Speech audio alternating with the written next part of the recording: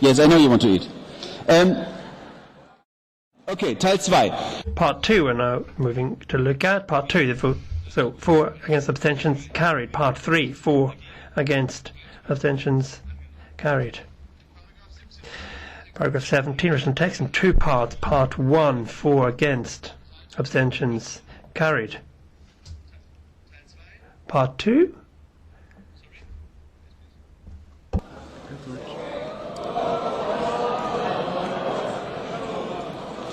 Sir, it's going so fast. It's for, against, abstain. It's gone before you get your hand up. I'm sorry if you want your lunch, but maybe we'd like to vote. You know, get over yourselves and do your jobs. Yeah.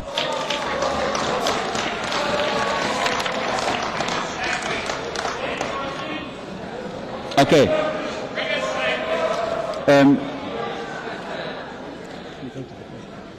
In the interest of speed, I will do it in English so that our English colleagues can follow in English. So, we will vote on part 2.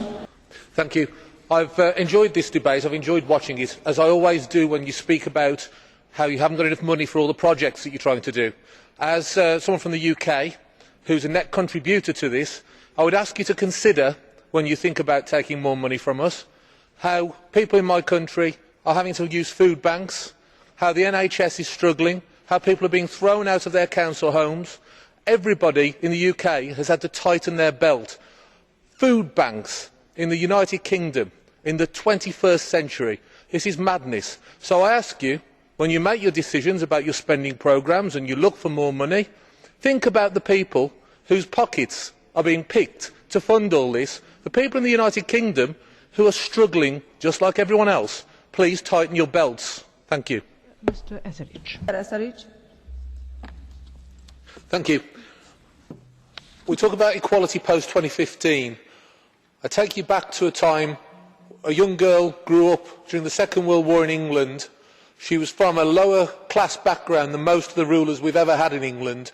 She grew up to win a record number of elections in our country. She defeated the hard left in our country. She defeated the Soviet Union and won the Cold War. She went on to fight for liberty and freedom, and at every step of the way, Margaret Thatcher never once had an EU directive or a helping hand or a quota.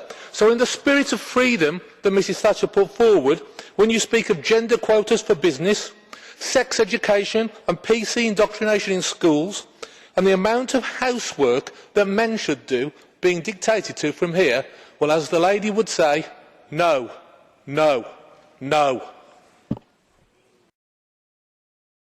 Thank you.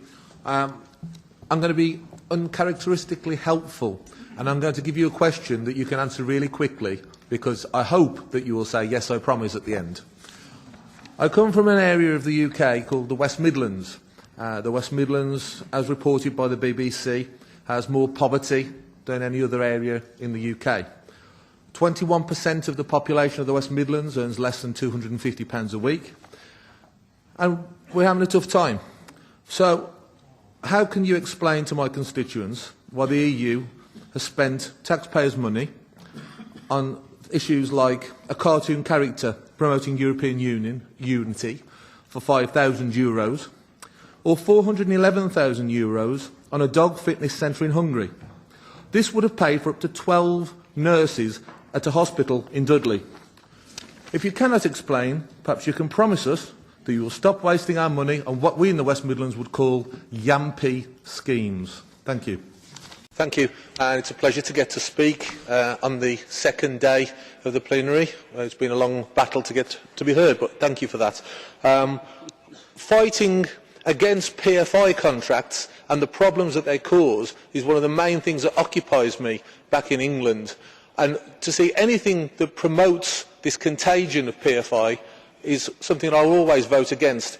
A perfect example is in Dudley Group of Hospitals in my constituency, one of the poorest areas in the UK. The private service provider has put up car park charges massively to people who cannot afford to pay to go and see their relatives, to hard-pressed hospital staff who are being taxed to go to work, and this money goes into the pockets of private monopolies. These PFI schemes are the worst of all worlds. They are private monopolies, they are unethical, and they are plain wrong, and we should oppose them at every point. Etheridge is next. Thank you. The Internet's great strength is the freeing of information to all. You can access more information now through a small handheld device, relatively cheap, than in the greatest of libraries in the past. So no surprise then that politicians seek to control and to govern this, because knowledge is power and knowledge is freedom.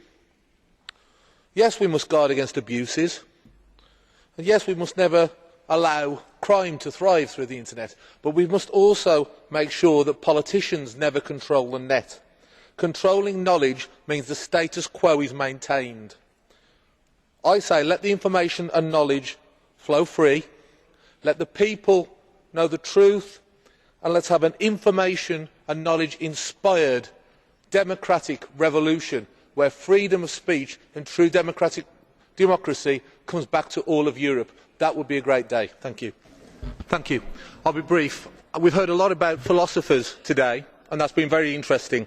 Are you aware of the great British philosopher who said the trouble with socialism is you sooner or later run out of other people's money? You cannot create a recovery based on masses and masses of debt and bankruptcy for the whole of Europe. You're bankrupting the future. Can you not see this?